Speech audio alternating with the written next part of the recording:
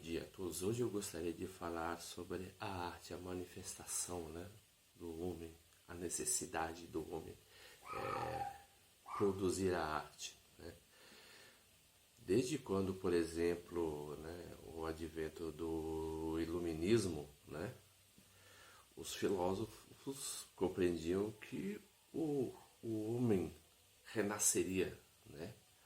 Então foi mais um processo, por exemplo, de solidificação, né, mediante a influência do cartesianismo, que se descobriria, né, uma nova espécie de homem, que seria o homem racional.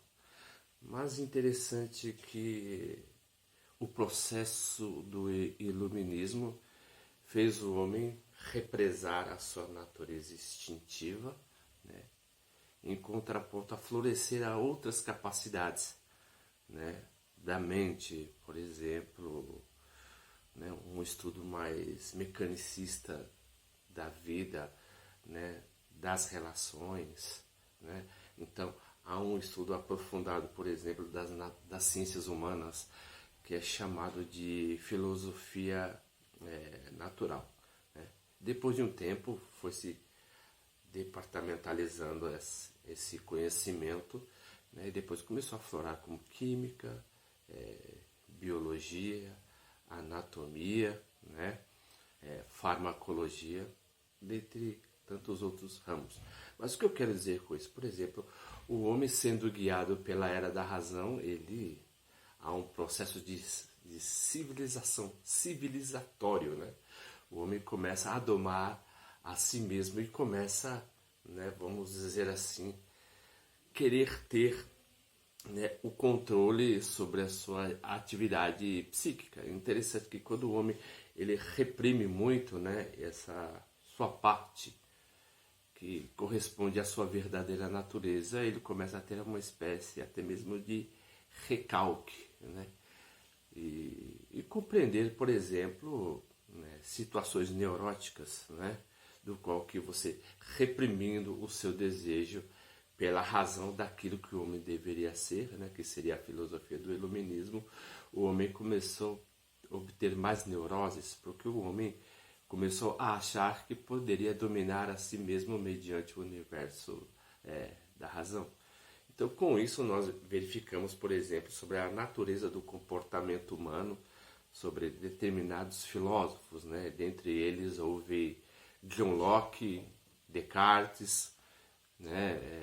David Hume, né? Leibniz e Berkeley também. Havia vários, né, filósofos que eles tentariam compreender a mente no seu aspecto muito mais racional. Mas somente, por exemplo, David Hume e Berkeley, eles compreendiam que a mente do homem se desenvolveria de modo totalmente empírico. O homem é um ser racional. Então, enquanto que outras correntes, como o cartesianismo, né, e o Locke, né, definiriam que o homem era um ser totalmente conceitual. Interessante que nesse princípio, né, nesse meado cultural, algumas obras começaram a aparecer, mas muito mais para frente, né? No século XVII, XVIII em diante. Então, visto que o homem ele tem que inibir a sua natureza, ele começou a usar esse sentimento, né? Por exemplo, para produzir obras. Por exemplo, assim, a mulher tinha um desejo, né? De escrever, né, e participar do mundo literário. Então ela não podia participar. Então o que as mulheres faziam? Né? Se vestiam como homem e entravam em círculos literários, né, começando a escrever. Uma coisa muito interessante que é o livro do Drácula, né, de Bram Stoker. Né? O que esse filme revela? Por exemplo, ele revelaria, por exemplo, a grosso modo da natureza humana, a necessidade de toque, né? Visto que o Drácula ele representa a pessoa do iluminismo, né? Que é uma pessoa fria, calculista, né? E totalmente irracional. E as mulheres parece que representavam o período do romantismo, né? aquele desejo de toque, de paixão, né? Então verificamos que a arte ela começa a atingir o seu ápice literário, né? Quando os escritores começam a colocar, né, duas correntes, por exemplo, de pensamento para escrever uma obra. É interessante também que verificamos, por exemplo, o livro de Mary Shelley, né? Frankenstein. Né? Frankenstein, na verdade, é o nome do médico, não é o nome do monstro. O nome do monstro é Adam, que seria o protótipo do primeiro homem. Então, Frankenstein, ele é uma pessoa fria, ele é uma pessoa calculista, né? Uma pessoa estritamente racional, e o seu monstro, né, criado é um ser banhado de emoções, do qual ele procura conhecer o seu criador, né? Porque Frankenstein, ele descobre, por exemplo, que foi um equívoco ele criar esse monstro, né, vamos dizer assim, e ele foge. Então o monstro vai atrás dele, né? Então Mary Shelley, nessa obra, o que é que ela está fazendo? Que o monstro, ele representa mais a característica humana, a passionalidade humana, o desejo do homem de saber o porquê e o para quê das coisas, mas num retrato totalmente emocional, passivo, enquanto que o médico é a parte fria, né, é a parte que imbui da ciência.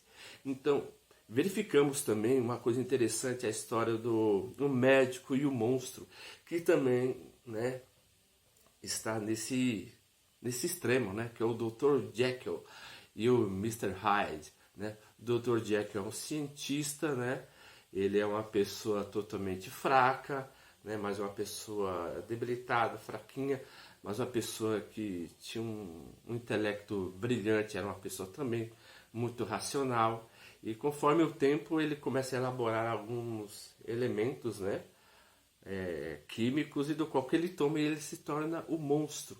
Então o monstro seria a antítese do Dr. Jekyll, né? Então havia uma luta entre o monstro, o Hyde, contra o Dr. Jekyll. Então, quando o Dr. Jekyll ele percebia que virava um monstro, ele ficava melancólico quando ele voltava ao normal.